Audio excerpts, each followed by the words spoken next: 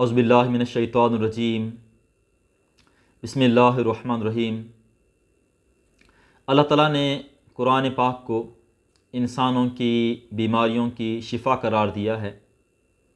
جتنے بھی اذکار ہیں، دعائیں ہیں، اور ہم قرآن پڑھتے ہیں، دعا کرتے ہیں اور ذکر کرتے ہیں، استغفار کرتے ہیں، یہ تمام چیزیں جو ہیں انسان کے دل کو گناہوں سے پاک کرتی ہیں اور ہماری جو دل کی بیماری ہے اس کو دور کرنے کا باعث بنتی ہیں۔ لیکن بعض اوقات ہم قرآن پڑھتے بھی ہیں، اذکار کرتے ہیں، دعائیں پڑھتے ہیں، ذکر کرتے ہیں اور مختلف طرح کے وظائف کرتے ہیں، لیکن ہمیں اس کا اثر اپنے دل پر محسوس نہیں ہوتا ہے۔ لہٰذا جس طرح انسان اپنی جسمانی بیماری کی شفا یابی کے لیے، اس بیماری کو دور کرنے کے لیے جس طرح وہ دوائی کھاتا ہے، تو دیکھیں ہر دوائی اثر نہیں کرتی ہے۔ وجہ کیا ہوتی ہے؟ یا تو وہ دوائی بذات خود ٹھیک نہیں ہوتی ہے، جس طرح ہمارے معاشرے کے اندر بعض اوقات ہمیں سننے میں ملتا ہے کہ جعلی ادویات پکڑی گئی ہیں، تو اگر وہ دوائی خود ٹھیک نہ ہو تو لہٰذا انسان کو شفا کہاں سے ملے گی؟ دوسرا مسئلہ یہ ہوتا ہے کہ انسان کا جسم اس دوائی کو قبول نہ کر رہا ہو۔ دوائی ٹھیک ہے، بالکل صحیح دوائی ہے، لیکن انسان کا جو بدن ہے اس میں کوئی ایسا نقص ہے، کوئی ایسی بیماری ہے، کوئی ایسی خفیہ اس میں کوئی عیب یا نقص پیدا ہوا ہے کہ وہ اس دوائی کے اثر کو قبول نہیں کر رہا ہے۔ اور تیسرا سبب یہ ہو جاتا ہے بعض اوقات اس دوائی کے اثر نہ کرنے کا کہ کوئی ظاہری رکاوٹ ہو دوائی کے اثر کرنے کے اندر، وہ یہ کہ انسان پرہیز نہ کرتا ہو یا کوئی ایسی چیز کھاتا ہو کہ جو اس دوائی کے اثر کو فوراً زائل کر ڈالتی ہو۔ تو جب تک ہم ان رکاوٹوں کو ختم نہیں کریں گے تو ہماری ظاہری بیماری ٹھیک نہیں ہوگی۔ یہی حال دعا کا ہے۔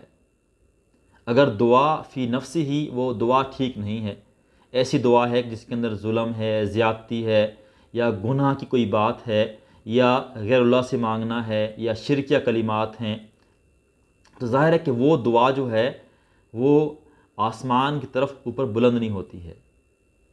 اس طرح جب بندہ خود دعا کر رہا ہے، اس بندے کا دل وہ کمزور ہے، دل میں وہ قوت اور تاثیر نہیں ہے، یا جب وہ دعا کرتا ہے تو اس وقت اس کی پوری یکسوئی اور پوری توجہ اللہ تعالیٰ کی طرف نہیں ہوتی ہے، تو وہ دعا بھی اتنا خاص اثر نہیں کرتی ہے۔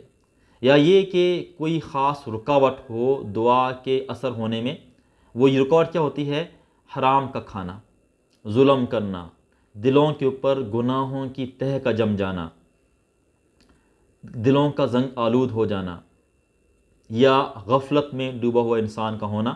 تو یہ جو چیزیں ہیں یہ انسان کی دعا کی قبولیت کے اندر رکاوٹ بن جاتی ہیں۔ لہٰذا ہمیں سوچنا چاہیے کہ کیا چیز ہے کہ ہماری دعا اللہ تعالیٰ قبول نہیں کر پا رہے ہیں۔ لہٰذا اس میں صرف ایک ہی وجہ ہے، وہ ہے ہمارے دلوں کے اوپر غفلت کا طاری ہونا اور ہمارا گناہوں کے اندر ملوث ہونا۔ لہٰذا اگر انسان گناہوں کو چھوڑ دے اور اللہ تعالیٰ سے دعا کرے تو انشاءاللہ تعالیٰ آپ دیکھیں گے کہ چند ہی دنوں کے اندر آپ کی جو دل کی بیماری ہے، بلکہ ہم سب لوگ بیمار ہیں، اور بعض اوقات ہمارے اوپر شہوت کا غلبہ ہوتا ہے، غفلت طاری ہوتی ہے، بعض اوقات ہم انتقام لیتے ہیں، غیظ اور غضب کا شکار ہوتے ہیں، اور غصے میں آ کے ہم برے برے کام کا ڈالتے ہیں۔ یہ سب دل کی بیماریاں ہیں۔ ان کی شفا یابی کے لیے سب سے بڑھ کر قرآن پاک ہے، اس کے بعد دعا ہے کہ انسان خوب دعائیں کرے، پھر ان اوقات کو اختیار کرے جن میں اللہ تعالیٰ دعائیں قبول کرتے ہیں۔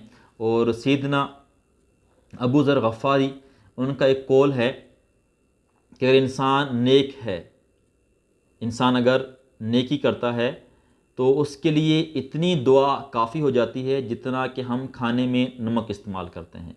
ان کے الفاظ ہیں یکفی من الدعاء مع البر ما یکفی الطعام من الملح، یعنی جتنا نمک ظاہر ہے کہ بہت کم ہوتا ہے ہم ڈالتے ہیں کھانے کے اندر، اگر انسان نیکی کی راہ پر گامزن ہے تو تھوڑی دعا بھی اثر کر ڈالتی ہے۔ لیکن اگر انسان کا رویہ ٹھیک نہیں ہے، اس کا اخلاق ٹھیک نہیں ہے، اللہ تعالیٰ سے اس کا تعلق ٹھیک نہیں ہے، پھر لمبی لمبی دعائیں انسان مانگتا ہے لیکن انسان کی زندگی میں ان دعاؤں کا کوئی اثر ظاہر نہیں ہوتا ہے. لہٰذا ہم اللہ تعالیٰ سے توبہ کریں اور اپنے عمل کی اصلاح کریں، اور پھر ہم جب اللہ تعالیٰ سے مانگیں گے تو انشاءاللہ تعالیٰ ہمارا دامن تنگ پڑ جائے گا، لیکن اللہ تعالیٰ کی جو عنایت ہے وہ کبھی ختم نہیں ہوگی. جزاکم اللہ خیرہ.